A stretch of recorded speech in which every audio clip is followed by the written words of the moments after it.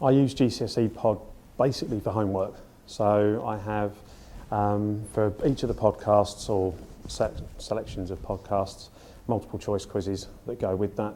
So I set it as a homework for a class, and they watch the podcasts, they answer the questions. Obviously they get immediate feedback, I get immediate marked work, very, very straightforward. So I'll describe two lessons if you don't mind, one of which would be flipped learning, whereby the pupils are given a video or series of videos to watch on some new content that they maybe haven't come across before.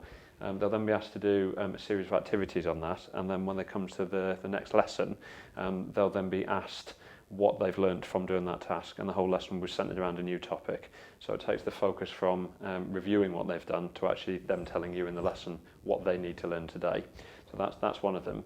The other one would be a revision lesson, so probably in lead up to mock exams or an end of topic assessment. I'd often use it as a homework task, where the whole subject is presented as a list of videos, and the pupils decide for themselves which ones they need to watch. So they've done an assessment in class, and they'll know which areas they need to focus on, so they choose for themselves which videos they need to watch. Well, I sense from my perspective, looking at some of the stats and on usage, it seems to be used quite heavily in certain subjects, but then there is quite a lot of use by students outside lessons to reinforce and revise.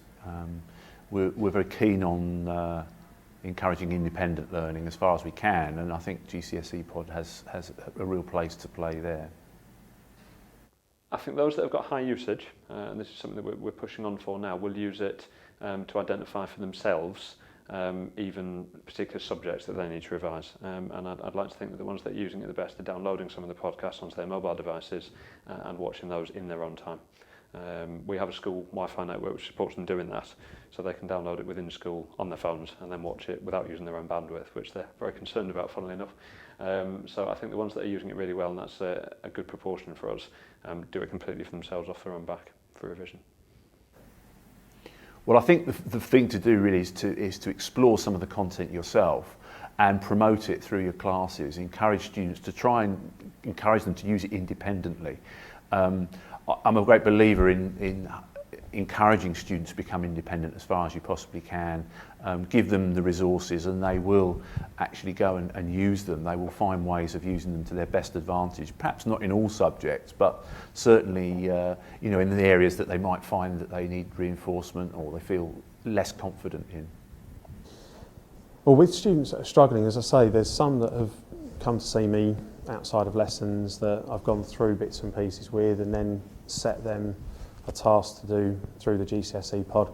So then they've watched the podcast, that's helped to reaffirm what I've just gone through with them, and then I can see straight away if they've done better in the task second time round to the first time.